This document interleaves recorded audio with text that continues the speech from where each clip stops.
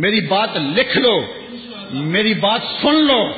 یہ حکمران سمجھتے ہیں کہ ہم نے غازی کو پھانسی لگا لیا، تم انتظار کرو عرش کا رب تمہارے ساتھ کرنے والا کیا ہے، تمہارے ساتھ اب سلوک کیا ہوگا۔ ہم تو مجبور لوگ ہیں، ہم تو کچھ نہیں کر سکے، لیکن جس کے رسول کی توہین کرنے والے کو قتل کرنے کے جرم کے اندر غازی کو شہید کیا گیا ہے، وہ رب بڑا غیرت مند ہے۔ اور تم انتظار کرو عرش کا رحمان تمہارے ساتھ اب کرتا کیا ہے۔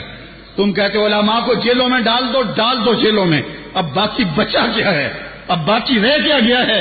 اب تم انتظار کرو کہ تمہارے ساتھ رب کرتا کیا ہے اور تمہارے ساتھ حال کیا ہوتا ہے۔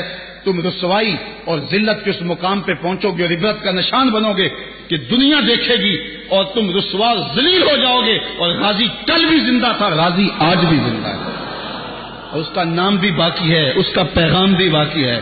اور یہ بھی سن لو کہ غازی اگر چلا گیا ہے، جب غازی علم الدین کو شہید کیا گیا نا، تو ایک ہندوؤں نے جلسہ کیا، کہا کہ ایک شخص اٹھا تھا، ہم نے اس کو مار دیا ہے، اب ہم جو چاہیں کریں۔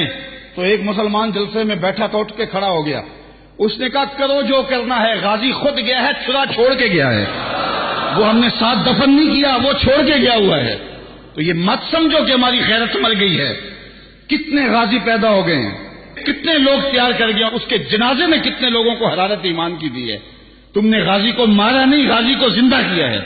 اگر تم چھوڑ دیتے تو شاید تحریک کمزور ہو جاتی، لیکن تم نے قتل کر کے اس تحریک کو مضبوط کر دیا ہے، تم نے اس کو پانی دیا ہے، اب یہ تناور درخت بنے گا۔